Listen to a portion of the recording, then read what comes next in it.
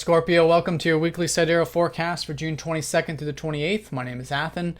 So we've got more of this energy relating to the 7th house of relationships for you, which is where you had the new moon last week.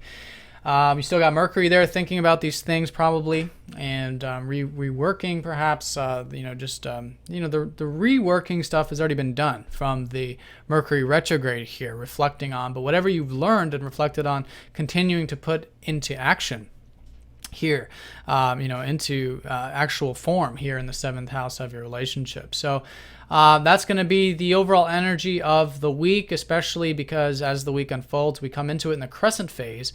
And then as the week unfolds, it goes into the full moon energy, which is going to be getting more and more energetic, more and more about the relationship stuff. So all these new beginnings or things you learned about or your new perspective here relating to these things, putting forward momentum into that, because this whole lunar cycle was conjunct up to Mars. So there's a lot of motivation, there's a lot of drive to be had in this particular area for you. So moving forward, pushing forward with that, I think will be the general theme. Also as a general theme too, Jupiter is still trining up to Uranus all week. In fact, they go exact on Monday.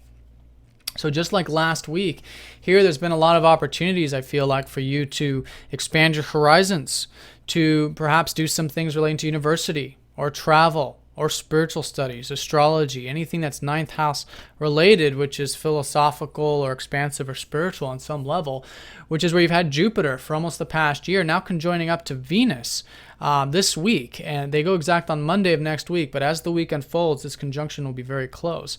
And that is creating a lot of enjoyment in this stuff, and has been, I think, with Venus already here, but really emphasizing that this week and next week in particular. So whatever it is that you've been freeing yourself up with in regards to your self-expression, your fun, your joy, your creative things, children, entrepreneurship, creative projects, all these things are seen from the 5th house. We had an eclipse here in March, which freed up a lot of this energy. So whatever this newfound liberation is, it's been very much supporting you with these expansive elements of life. So very nice this week. Like I said, they go exact on Monday. Jupiter does also rule your 2nd house of finances and resources, which has been going through a transformation with Pluto.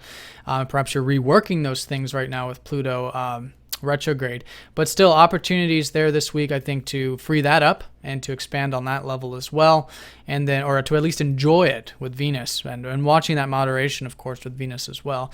Jupiter does naturally rule the 5th house, so opportunities to express yourself and to create and to have fun with everything relating to the 5th house, and then opportunities relating to your relationships, since Venus does naturally rule your 7th this week with this conjunction, because Jupiter's opportunity, Venus is relationships, especially for you, and also opportunities to connect to the spiritual tranquil side of things, which is Venus ruling your 12th house. So a lot of areas that's associated with this, but very nice energy all week long, that freeing energy supporting these opportunities, particularly in the area of the 9th house.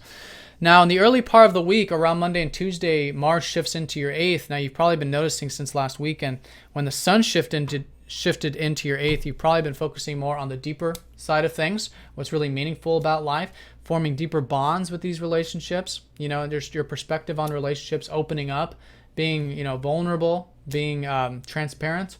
And so in that, you're developing, I think, either deeper relationships or a deeper understanding about relationships in general.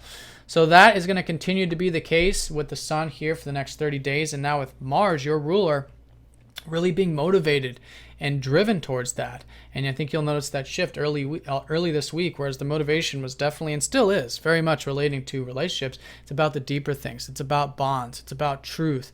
It's about shared resources, all these things that have to do with, bonds and also the deeper truth of life. And this can be esoteric information, all kinds of things. But I think for you, it's particularly in the area of relationships, since this is what this whole lunar cycle is for you right now at the moment. So that's a shift there in the early part of the week. Also around Tuesday, Mercury squares up to Neptune for the 3rd and final time. This is already the 3rd time this has happened since he went retrograde. So all those things you learned about relationships, particularly about trust, letting go, and surrendering, is now the final integration of that this week when the final square occurs around Tuesday. So final integration is usually final lessons learned. So whatever it is you learned about that, trusting, letting go, even trusting, letting go with things relating to home and family and past and the emotional side of relationships perhaps. That's going to be important as well with Neptune transiting that fourth house. And Chiron is going retrograde this week around Wednesday. So there's there's a lot to be learned now about the emotional side of things for the next roughly 6 months with these two planets gone retrograde. And I think you'll find that very healing as well. This is with sentiments, emotions, home, family, things like that. And letting go, trusting there will be supporting the relationships. But it's about finding that balance between what you might call the private, emotional, domestic side of things with the one-on-one enjoyable side of things, which is the seventh house, especially for you, ruled by Taurus, enjoyment through relationships. Okay. But yeah, remembering to trust, let go, and flow with those things. And also with Mercury ruling your eighth, trust and flow with the deeper stuff, transformational stuff, also things relating to your 11th house, which is groups, friends, and giving, trusting and flowing with that. But again, this is energy you've already been accustomed to for the past few weeks. It's a third and final aspect, now final integration to move forward with that this week and beyond. So that's the week in specifically. Now on the weekend, we've got the sun squaring up to the north node, reminding us that this whole life path this year is about, for you, it's about groups, friends, expanding on that level, really putting energy into networking and connecting. This is a non-personal planet, the North Node, but it shows us where there's an opening, where there's a life path. And for you, it's in this weekend in particular, constructively working towards these 11th house things. It's also giving and contributing to causes and things larger than self. So I really recommend whatever that might be for you personally, if you have anything like that, even if it's just calling up some friends, doing something active like that, putting in the energy over the weekend, I think will be good for the whole life path stuff. Now, also over the weekend, that Venus does go conjunct up to Jupiter. So I think a nice weekend in general for all those ninth house activities. Again, all those things relating to the simple pleasures and enjoyments of life with your self-expression, fun, joy. A very nice weekend, I would say, with Jupiter, who naturally rules two very nice parts of the chart. The second house of values and the fifth house of enjoyment, conjuncting up to Jupiter over the weekend can make that quite nice. So, Scorpio, I hope you guys have a nice week. This was a general look. If you'd like a more specific look, please check out masteringthezodiac.com for a personal session. I'm now offering birth chart readings, so do check those out.